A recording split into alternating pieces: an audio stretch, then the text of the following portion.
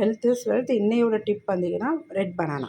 So red பனானாவில் வந்து அவ்வளோ iron இருக்குது. ஸோ இதை சாப்பிடும்போது ரொம்ப ஹெல்த்தியாக இருக்கும். இது வந்து சின்ன பிள்ளைங்கள்லேருந்தே நம்ம கொடுக்கலாம், குழந்தைங்கள்லேருந்தே கொடுக்கலாம். ஸோ இதுக்கு வந்து பார்த்திங்கன்னா இப்போ வந்து ஒரு 11 இயர்ஸ் ஆனோன்னே பசங்க வந்து மெச்சூர்ட் ஆகுறாங்க.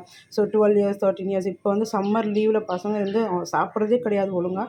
ஸோ அந்த டைமில் வந்து நம்ம வந்து இதை வந்து ஹெல்த்தியாக நீங்கள் ஒரு ஃபுட்டு கொடுத்துட்டிங்கன்னா அவங்களுக்கு ரொம்ப ஹெல்த்தியாக இருக்கும். ஸோ இது ரெட் பனானாவில் வந்து பாலில் வந்து மிக்ஸ் பண்ணலாம். இது ப்ரௌன் சுகர்.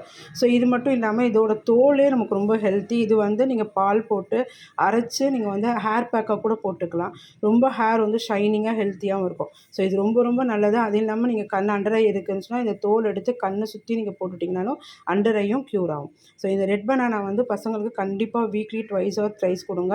பெரியவங்களும் எடுத்துக்கலாம். இதனால ஃபேட் ஆகுமானா அப்படிலாம் கிடையாது. அதுக்கான ஒர்க் அவுட் நம்ம பண்ணும்போது நம்ம உடம்பு வந்து ஹெல்த்தியாகவும் இருக்கும், ஆக்டிவாகவும் இருக்கும். தேங்க்யூ.